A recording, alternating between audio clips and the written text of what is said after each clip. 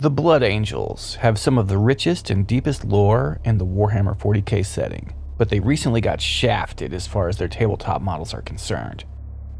Or at least as far as their most elite unit, the Sanguinary Guard, are concerned. The community is mostly in agreement that the new models are not the best, and I'm right there with everyone. The new releases for the Blood Angels were all absolutely amazing, but the Sanguinary Guard, well, Games Workshop really dropped the ball. These absolutely suck. But what if I told you there may just be a lore reason as to why the elite Praetorians of Sanguinius had their wings clipped? And if I'm correct on this, we'll be seeing something quite amazing and unusual for Games Workshop. They're going to be diving really deep into the lore as the future progresses and bringing the lore in the tabletop closer. And what story is the largest, most massive narrative unfolding in 40k now? Nope. Not Indomitus. No, not the Plague Wars either.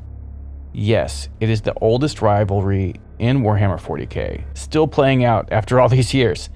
Eisenhorn versus Ravener.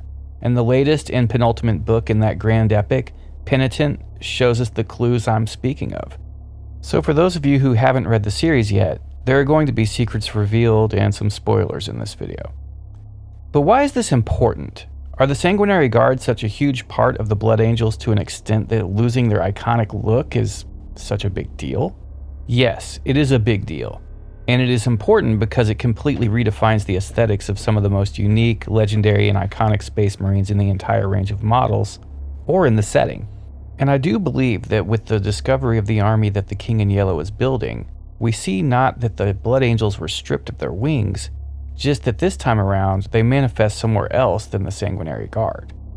The King in Yellow has an army of thousands of Space Marines, all ostensibly Blood Angels, who seem unable to remember their past, and all have biological wings just like their martyred Primarch, Sanguinius. The army is an absolute force to be reckoned with and includes other aspects than just the Blood Angels, such as blanks, which happen to be clones, a technology that is deemed heretical throughout the Imperium. But let's just say that the reveal of the most likely identity of the King in Yellow as Constantine Valdor, it is highly likely that the King had access to the actual DNA of Sanguinius. Very few would have something like that, and he would be one of only a handful of people who would ever have been in a position to acquire a sample of the Great Angel's genetics.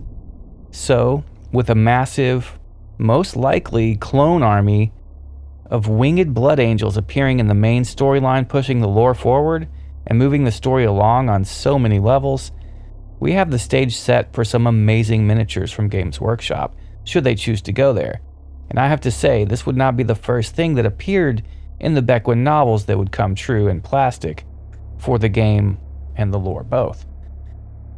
This is one of those times when I think Games Workshop is gearing up for something massive. I mean, absolutely gargantuan. I believe it was earlier this year, around summer, when they held the Nova Open and announced that Blood Angels were going to get the last codex of 2024 before a 6-month wait, but stated 2025 was going to be the biggest year in Warhammer ever. They put up a teaser video after that announcement on both the Warhammer Community page and their YouTube channel that showed their team brainstorming around a whiteboard and sticking post-it notes on it, showing the upcoming projects. And at the end, when they were done and satisfied, they looked it over and high-fived each other. But this video has been taken down now. However, I remember seeing some extremely spicy topics on the board, including, but not limited to, Krieg, which we're seeing now, Eldar Phoenix Lords, check, the Lost Primarchs, literally that was on there, I shit you not, and also Alpharius returns, which I did a video on recently about the Pale Spear appearing on the Warhammer Community page, and lots more insane stuff. But one thing that was quite apparent is they are trying to tie the lore and the tabletop together more closely in a way I have not yet seen from them. And that was the point of the whole little video they did. But I think it is very, very telling that they only left it up for a short time and then took it down. So what does that mean for the Sanguinary Guard?